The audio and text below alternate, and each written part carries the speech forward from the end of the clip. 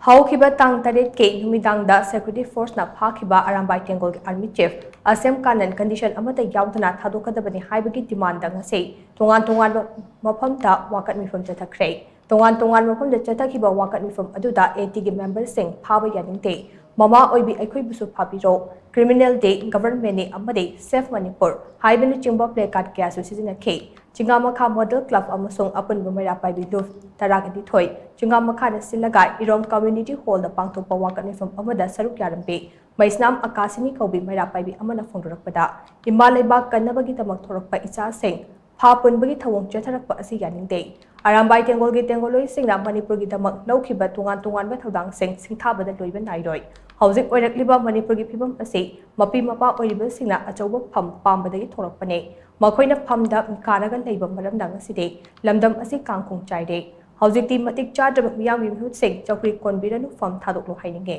Manipur gi governor da so pen daba kayan amanai masi pumnamak miyam ngakpi senbinaba amasung leibang ngaknaba haiduna thagatkiba mihut singna dingjal manadabadagi thokpani haina akasini na makha takhi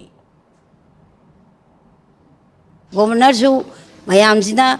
moida president un pira amni na mana chalai re hojik su mongon do pen de do raga su punamak si de khogi mantri mandol khoina thagat charu ba mapi mapa praja bu senbi yu ngakpi uleba nga oina thaga kharga pham tanadana